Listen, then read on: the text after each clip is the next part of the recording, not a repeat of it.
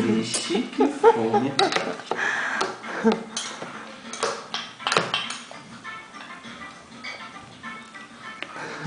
Colhe muito bem e deixe secar.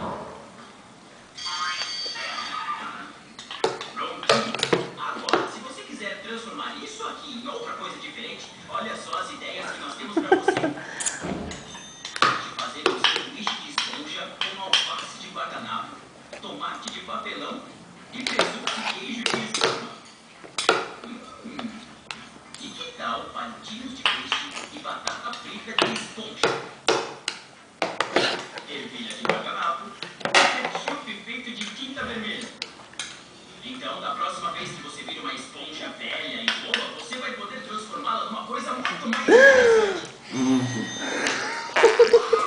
Olha só isso, ainda bem, porque eu já estava começando a ficar com fome. Marina.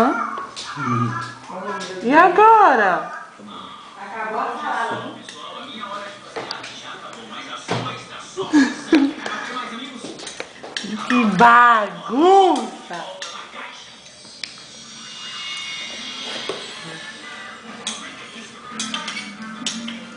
E agora, Má?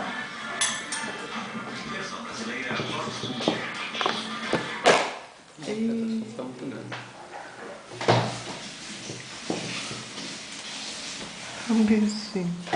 Toda melada. Vamos mandar limpar. Vamos tomar banho. Mãe. É. Papai. Pai. Marina, tá destruindo a cabeça.